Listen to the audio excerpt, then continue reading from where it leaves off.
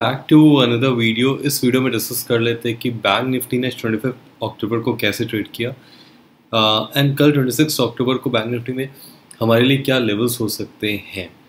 Okay, so first of all extremely I am sorry कि मैं video नहीं बना पाया था बिकॉज मैं अभी काफ़ी बिजी था लास्ट वीक, सो मुझे बिल्कुल टाइम नहीं मिला वीडियोज़ बनाने का।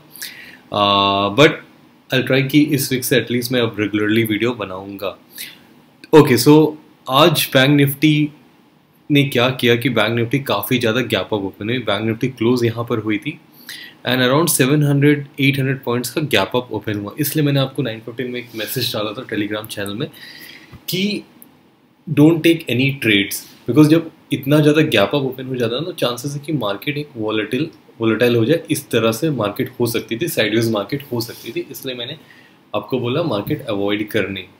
उसके बाद हुआ क्या, मार्केट एकदम निफ्टी जबकि एकदम वीक लग रही थी, बैंक निफ्टी ने यहाँ पे काफ़ी टाइम पे था, उसके बैंक निफ्टी अच्छा खासा रैली दिया। मैंने ये मूव को मैंने कैप्चर नहीं किया बिकॉज मुझे एकदम इसमें कॉन्फिडेंस नहीं आ रहा था। मुझे ऐसा बार बार लग रहा था कि मार्केट यहाँ से कहीं से भी पलट सकती है, इसलिए मैंने इस पॉइंट तक मैंने कोई ट्रेड नहीं लिया। बट जब इसने इसको ब्रेकआउट दिया, ये जो कि हमारा आई गेस हमारा वीकली सपोर्ट है, मैं को आपको क्लियर कर देता हूँ ये हमारा ये लाइन कौन सा है, बिकॉज मैं खुद इतने लाइन से मैं भूल जाता हूँ बार बार। यहाँ से एक बार देख लेता हूँ। यस, ये मतलब सॉरी वीकली R2 है। जब हमारा वीकली R2 ब्रेक हुआ तो मुझे कॉन्फिडेंस आया कि मार्केट अभी थोड़ा सा और ऊपर जा सकती है, मैं एक मूव में कैप्चर कर सकता हूँ। तो मैंने इस कैंडल का जब क्लोजर हुआ था मैंने एक ट्रेड लिया और मेरा ट्रेलिंग स्टॉप लॉस यहाँ पे हिट हो गया। मैंने आपको ये अपने ट्रेड का स्क्रीनशॉट भी डाला था टेलीग्राम चैनल में, जहाँ पर मुझे अराउंड 3,500 का प्रॉफिट हुआ एक लॉट में ही। तो एक लॉट में भी आपको अच्छा खासा प्रॉफिट हो सकता है। तो ये मैं इसलिए आपको हर वीडियो में बोलता हूँ कि आपको पिवोट पॉइंट्स आपके चार्ट में होना ज़रूरी है, because see previous day high previous जो लो के बेसिस पर हमें सपोर्ट रेजिस्टेंस मिल जाता है, बट जहाँ पे हमें weekly R2 weekly S1 S2 भी है तो उसके हिसाब से भी हम ट्रेडिंग कर सकते हैं, इसलिए दोनों आपके चार्ट में होना काफ़ी ज़रूरी है।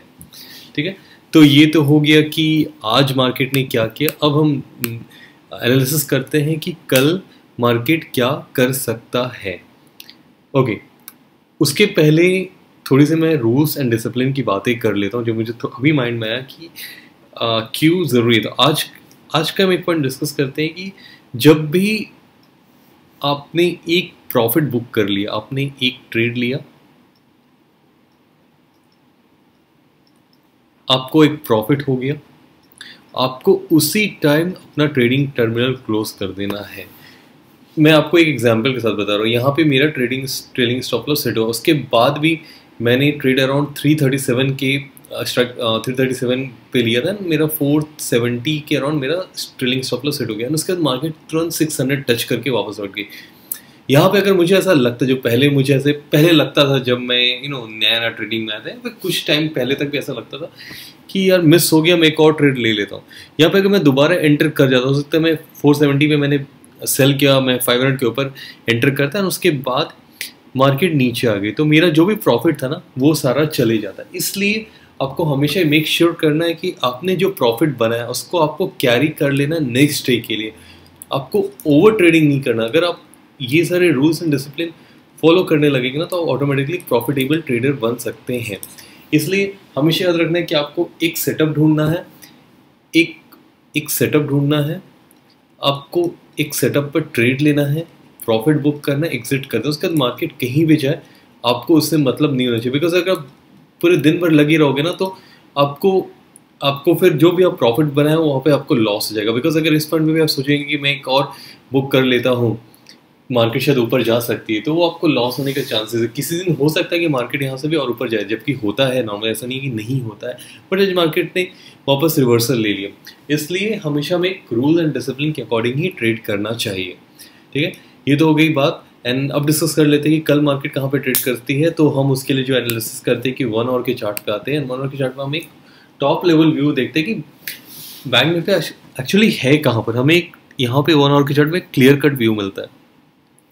तो मैं क्लियर कट व्यू ये तो साफ दिख रहा है कि बैंक निफ्टी एक बुलिश में है, एक बुलिश ट्रेंड में है। तो मैं हमेशा आपको ये बोलता हूँ कि जब भी जो भी चार्ट आपको पता है उसके अकॉर्डिंग हमें अपना व्यू रखना चाहिए। तो हमें चार्ट ये दिखा रहा है कि मार्केट इज बुलिश। मार्केट ने ये 2-3 दिन एक रेंज बनाया, उसके मार्केट ने ये रेंज बनाया और इसका टॉप को मार्केट टेस्ट करके एक हाई बना, उसके बाद मार्केट ने एक पुल बैक मारा है। तो ये तो हमें क्लियर है। तो हम अपना अभी व्यू बुलिश ही रखेंगे कि मार्केट हम एक्सपेक्टेड है कि पुल बैक के बाद मार्केट हो सकता है और ऊपर जाने के लिए रेडी हो, या फिर दूसरा सिनारियो ये हो सकता है कि मार्केट यहाँ पे कुछ टाइम बिताए उसके बाद नीचे जाए, या फिर हो सकता है कि मार्केट यहाँ से क्रैश करके नीचे आ जाए। बट ये तो हमारे व्यू, बट मार्केट हमें सिग्नल दे कि मार्केट ऊपर जाने वाली है, तो अभी हम ये हमारा व्यू रखेंगे। इसके अकॉर्डिंग हम अब एनालाइज कर लेते हैं कि कल हम किस तरह से ट्रेड कर सकते हैं। ओके, अब आ जाते हैं 5 मिनट्स के चार्ट पे। तो 5 मिनट्स के चार्ट पे हमें क्लियरली एक चीज़ दिख रहा है कि मार्केट ने यहाँ पे एक रेजिस्टेंस बनाया है 41,800 हम लेकर चलेंगे, बिकॉज ये एक साइकोलॉजिकल लेवल है। 1 सेकेंड, इसको डिलीट कर देते हैं एंड हॉरिजॉन्टल लाइन यहाँ पे बना लेते हैं। तो 41,800 हमारा एक रेजिस्टेंस हो गया। अब हमें एक सपोर्ट देखना है। सपोर्ट हमें कहाँ पर दिख रहा है? आज का जो फर्स्ट कैंडल ने एक जो हाई बनाया था, उसके बाद मार्केट ने इसको एक बार ब्रेकआउट दिया, फिर यहाँ पे एक सेकंड में आपको इससे समझाता हूँ। पहले मार्केट ने इसको एक बार यहाँ पे रेजिस्टेंस लिया, इसके बाद मार्केट ने इसको ब्रेकआउट दिया, फिर सपोर्ट लिया, वापस मार्केट ने इसको सपोर्ट लेके मार्केट ऊपर चले गए। तो हमारे पास दो चीज़ तो मिल गए। अराउंड 41,020 हमारे नीचे साइड में एक सपोर्ट है, इसको मैं सर्कल कर देता हूँ, ये है हमारा सपोर्ट है, एंड 41,800 अपर साइड में हमारे पास एक रेजिस्टेंस है। तो ये दो रेंज हमारे पास तो मिल गया। ओके, अब हम कल के लिए अपना ट्रेडिंग सेटअप कैसे प्लान कर सकते हैं। 1 सेकेंड, यस, अब हम डिस्कस कर लेते हैं कि कल के लिए ट्रेडिंग सेटअप कैसे प्लान कर सकते हैं। तो मार्केट में 3 ही सिनारियो हो सकता है। पहला सिनारियो हो सकता है कि मार्केट अगर फ्लैट ओपन होती है तो फ्लैट ओपनिंग के केस में, अगर फ्लैट ओपनिंग के केस में मार्केट यहाँ से एक सपोर्ट ले लेती, लेट से नीचे आके एक सपोर्ट ले लेती, तो हम एक कॉल की पोजीशन को इनिशिएट कर सकते हैं। यहाँ पर हमारा स्टॉप लॉस यहाँ पे रहेगा। अगर फ्लैट ओपन होकर इसको ब्रेकआउट दे देती है तो आप एक पुट की पोजीशन ले सकते हैं, बट मैं बोलूँगा कि अवॉइड करने, बिकॉज हमें मार्केट एक अपर ट्रेंड दे रहा है। तो आप पुट की पोजीशन को अवॉइड करना, मैं इसको डिलीट कर देता हूँ। एक्चुअली आप पुट की पोजीशन को लेना मत, अगर इसको ब्रेकआउट देती है तो पुट की पोजीशन को लेना मत।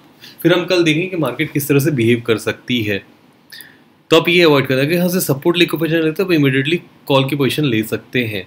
यहाँ पे ब्रेकआउट पे आपको पुट की पोजीशन नहीं लेना, बिकॉज यहाँ पे हमारे पास मल्टीपल सपोर्ट नीचे साइड है, तो मार्केट कहीं से भी रिवर्स ले सकती है। इसलिए मैं आपको बोल रहा हूँ कि पुट की पोजीशन को अवॉइड करने।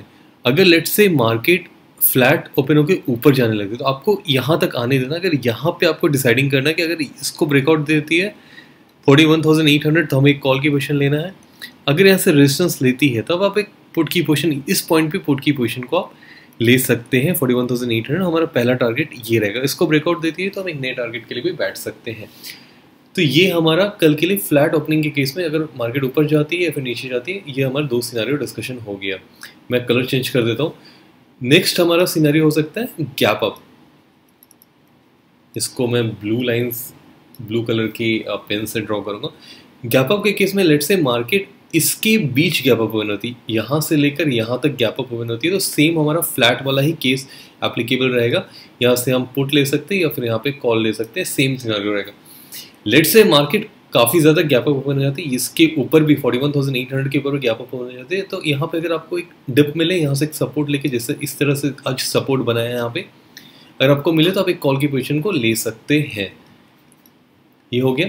एंड हमारा थर्ड सिनारियो भी डिस्कस कर लेते हैं। इसको मैं बना देता हूँ ब्लैक कलर से, गैप डाउन।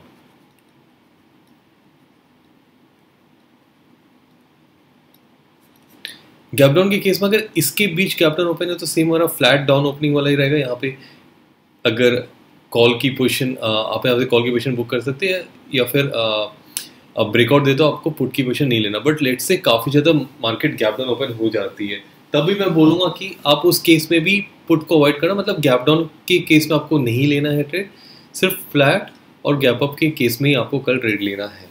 ये मेरा व्यू है, जो मुझे मार्केट बोल रहे हैं, मैं उसके अकॉर्डिंग आपको ये बता रहा हूँ कि आप इस तरह से ट्रेड कर सकते हैं।